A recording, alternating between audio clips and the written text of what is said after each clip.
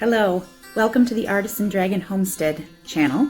This is my first official tutorial video on how to make grape butter. So sit back and relax, and I hope you enjoy the video. Thanks.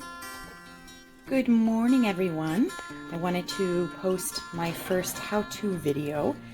We're going to work with the grapes that were from my mom's backyard today, and I was fortunate enough that she had so many of them that she picked another whole batch for me, and we're going to be making some more grape butter. So we have our grapes here, and we have our sugar, and the last time I didn't measure, the grapes came to right about the top of the pot, so we have a little bit less this time, so I'm going to use a little bit less sugar. So I have this old Scoopy thing that was my great-great-grandmother's, and I don't know the exact measurement of this, but I used 6 scoops last time, so we're going to use 5 scoops this time. So this is one of those things where you just use your judgment and what your level of sweetness is. I love sweet things, but I also like my things to be tart, like my apple pies I like on the a little bit on the tart side, and my butters and jams I like a little bit on the tart side. So I think that was 3 scoops. Hopefully I'm not wrong. If not, we're making a little bit of a sweeter one this time. But what I did the last time was I coated until it looked like it was an adequate amount of sugar to cook the grapes down with. So now what we're going to do is I'm actually going to bring this to a boil for a very brief time. And it's going to boil very quickly because these grapes are going to start liquefying almost instantly. So when this comes to a boil, I'm going to turn it down to medium and cook it for 10 minutes. And then I'm going to turn the heat off and let it cool down completely. I should also mention that when you are bringing this to a boil, you want to take your trusty large spoon and stir that around so that all of those grapes get nice and coated with that sugar. Also so that it doesn't scald at the bottom of the pan. Do you see how that liquid's coming out already? I added no water to this whatsoever. It's so funny, these backyard grapes, they're saying when they're in the bag and they're waiting to be cooked and devined, they smell like a local winery. The second they start getting cooked, that winery smell goes away and they turn into this grape juice smell. So it smells like what I imagine a Welch's grape juice factory to smell like. It is such a wonderful, lovely smell.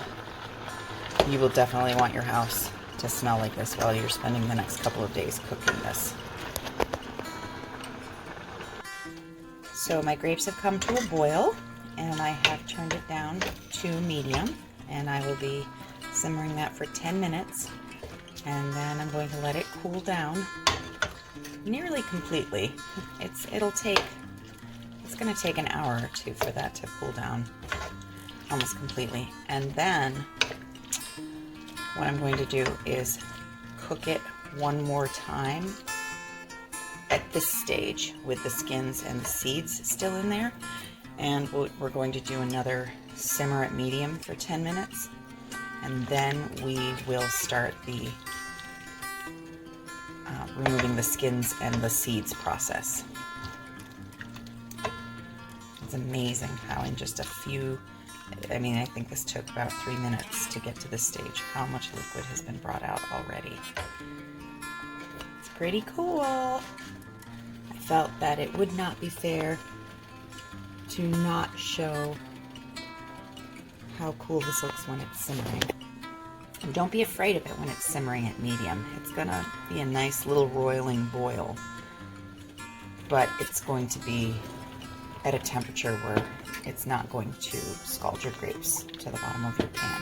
But you also, during this time, don't leave it alone while it's simmering like this. You do want to give it a stir every once in a while and make sure that that sugar isn't gluing itself to the bottom of your pan. It already smells like Welch's grape juice in here.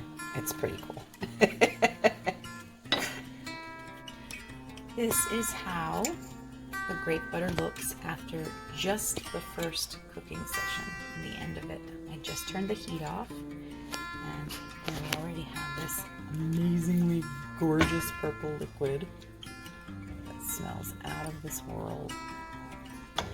And part of what our job in cooking this is over the next 2 days is reducing this liquid down so that it becomes the butter, because we're not adding any pectin to it to make it a jelly, and you know, we have no preservatives in it either. We just want to keep cooking it and making sure it gets reduced down to this lovely spread or sauce that can go on limitless things. So we also, there's a plum butter that I did, sort of a, not a butter, but a compote, because I also didn't remove the skins. With the plums, the skins were thin enough to not have to worry about taking them out, and they had a really nice texture to it. I believe I put some lemon juice in there, and the lemon juice sort of acts as a, it's got the citric acid in it that sort of acts as a preservant, but we're canning them anyway, so they're going to be preserved within their canning jars. But the grapes also have enough acidity in them that I didn't feel the need to add the lemon juice to this. So this is the first stage complete, and we will continue momentarily. All right, folks, so here we are almost 2 hours later, and the grape butter has cooled down so that it's only slightly warmer than the temperature in the air right now. So we're going to start the process of cooking down again. So we're going to put it on medium, and we're going to cook down again for another 10 minutes. So this is, now when I say 10 minutes, it's 10 minutes from when it starts its simmering boil.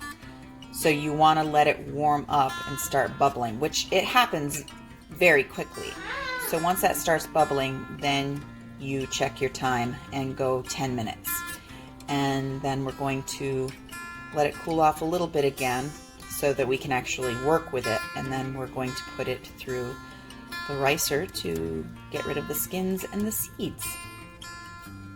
In this clip, we are going to be serenaded by Mulan in the background.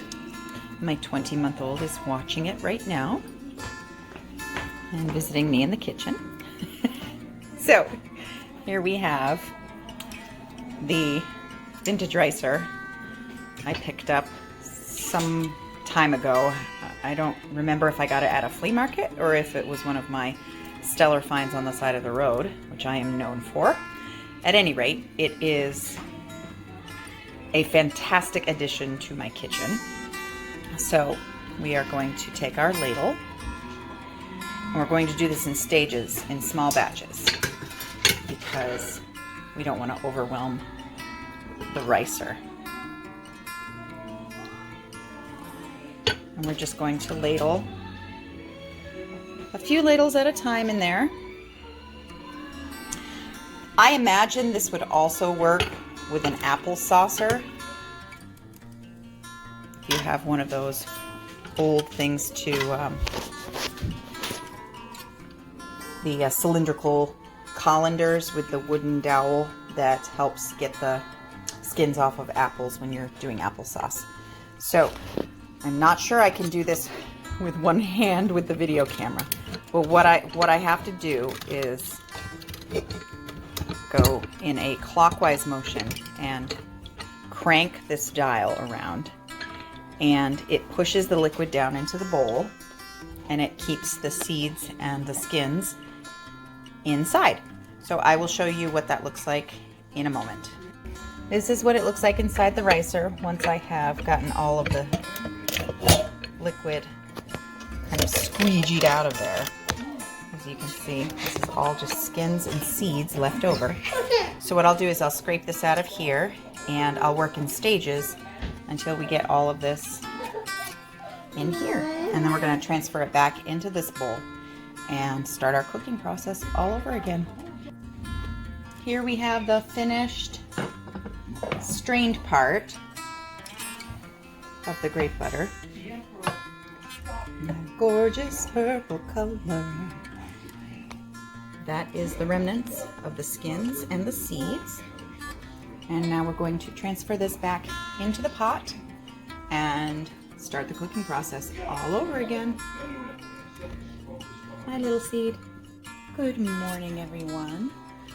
We have let the grape butter sit overnight. We did quite a few cooking sessions yesterday, and it's perfectly fine to leave it overnight sitting on the stove. If you feel uncomfortable about that, feel free to put it in the refrigerator, but there's really no need to. So I'm going to take the lid off. It's been sitting here resting all night. You can see how absolutely gorgeous that is looking. So I imagine we don't have to do much cooking down today, maybe 2 more sessions, because it's really pretty much the consistency we need it to be. It's nice and thick, but thin enough to be able to drizzle it over something if you'd like to, like a vanilla ice cream. So at any rate, we are going to bring it to medium and cook it down 2 more times, and then we will begin a canning process. So we need to make sure that our butter is hot when we put it in our canning jars, and we're going to need to prep the canning jars. And let's bring you over here to the canning jars. So these are my lovelies. I love these gold lids. I have some with silver lids too, but I thought these were so pretty for the grape butter. That's my puppy in the background, one of 3 that are demanding to be given water this morning. So we will get to them in a moment, but what we're going to have to do with these lids is we're going to just wash this part with simple soap and hot water, and then let those dry really well. You want the rims to be dry and everything before you start your canning process. Now this part, we need to, and some people don't do this with the brand new seals, but I'm a newbie, so I want to make sure that I'm doing it correctly, and I don't want to risk any germs or anything like that. So we're going to put these lids in some boiling water for about 10 minutes, and then from there we'll transfer them to the jars. As for the jars themselves, we're going to wash them in soap and hot water, and then we're actually going to put them on a cookie pan, and we're going to put them in the oven at 215 degrees and bake them for 20 minutes. That's to ensure that they are completely dry and nice and warm when we are ready to do our canning. Hold on, Shiloh, I will be right there, love. And after that, I will show you how to prep your pot. I would like to make a note that in this batch, it's condensed down enough where it's a little extra splashy at medium. So I have turned it down to medium low, and it's still got a nice little roiling boil going, as you can see. So here we are all set to can. I have the pot of water on medium right now just to get a slow heat. And then we have boiled our lids. The butter is ready to go into the cans, and all of the, I say cans, they're jars, but all of the jars are ready to go. I have my little magnetic tool here to get the lids out of the pot and put them on the jars. And once we put the butter into the jars, we just have to make sure that nothing has gotten on the rim here, because you want that seal on your can lid. And in order to do that, you need to make sure this is clear and free. So we're going to be ladling in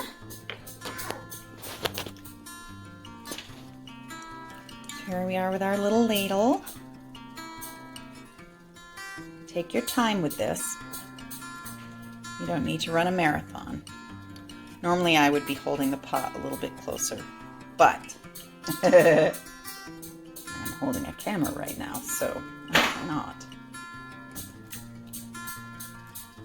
So you're gonna just spoon the butter into your jars, and you want it to reach probably about here because you want a little bit of clearance to allow for pressure and air. So we're gonna go ahead and fill these jars up. I have 5 prepared, but I think it's only going to make probably 4. So we'll get those prepared and we'll go to the next step. So this cooked down so beautifully that we only actually made 3 jars, which is totally fine. It's out of this world delicious. And now we're going to, can you say hi? Hi. And now we're going to put our lids on. So the lid goes on.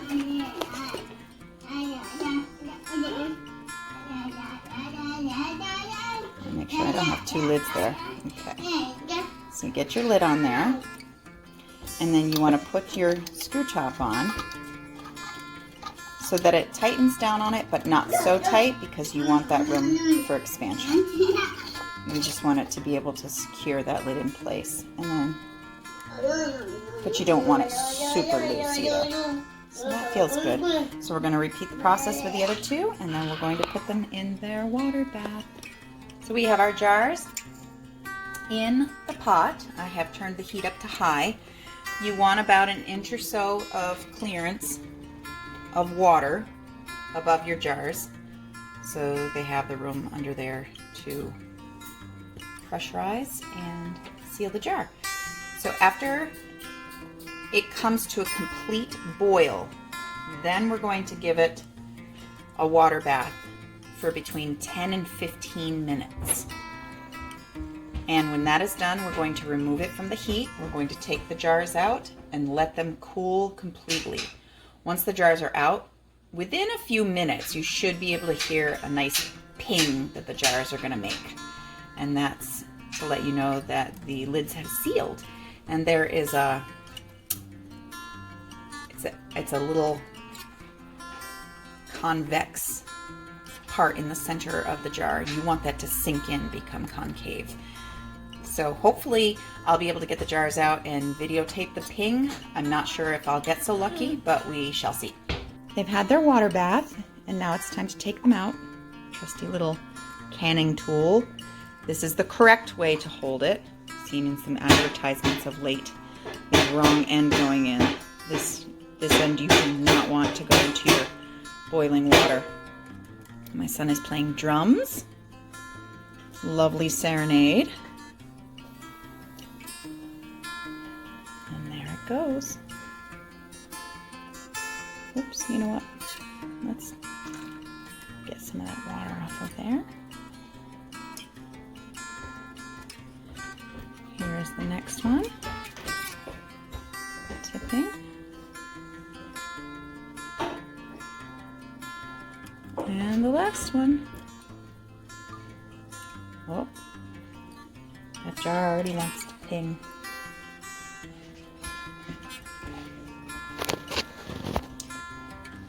Let's see if it does any pinging. As you can see, there's still a curve to the lid. You want that to be sunken in. I'm going to add a note that you want to be very, very careful not to touch this lid, any of these lids, during the sealing process. You don't want to interrupt its ability to seal. They still haven't done their ping yet, but we've got plenty of time. As they cool, it should suction in. Oh, look at that! There's our first ping, you saw it! So now there's that nice indent. These ones are still raised, but they should ping shortly. Any canner will tell you it's such a satisfying sound. Are we going to get so lucky as to see the rest of these do it?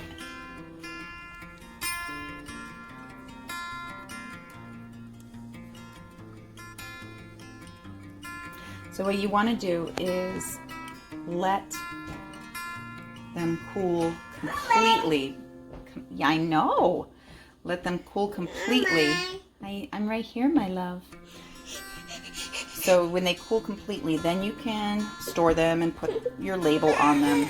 So this was a final, this is what one of the final jars looks like from the last batch that I did. And I had a little label that I made and put on the top. Ooh, another one pinged. It's this one right here. Hi, baby. Okay, Mama's gonna get you. So we'll let that last one ping, and that pretty much concludes it. We're ready to give this baby some milk, and I hope you enjoyed watching this tutorial. I'm going to add a quick PS on here. These outer lids, once these are done and set and cooled, these outer lids don't have to stay on there. If you have a bigger canning project to do, you can reuse these lids with other jars. I'm keeping them on mine just to keep them together, and I don't have a lot more canning to do this year, so I want to make sure that I have them in the same place with each other. So, but it's totally your option. I hope you enjoyed watching the video, and if you did, please hit the like button and subscribe, and I will be issuing a lot more tutorials and different videos on homesteading as I see fit. All right, take care and blessed be.